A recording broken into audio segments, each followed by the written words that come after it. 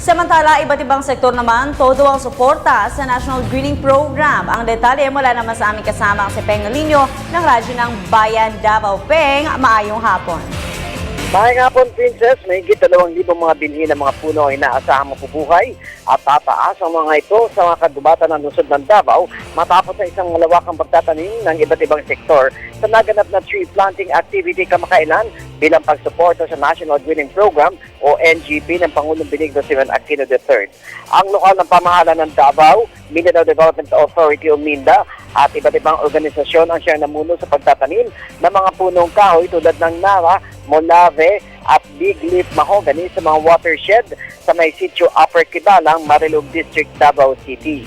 Ayon kay Martin Obrero, Supervising Environmental Specialist ng Davao City, Environment and Natural Resources o CTENRO, na sa pamamagitan ng isang training sa mga miyembro sa lokal na mga komunidad kung paano pangalagaan ng kaliskasan, sana niya ang kanilang natutunan ay nila sa kanilang mga kabarangay.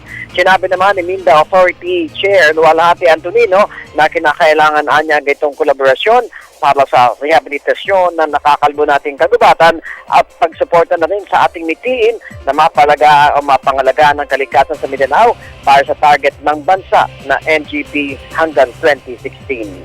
Para sa Telebisyon ng Bayan, Peng Alinio, Radyo ng Bayan, Davao.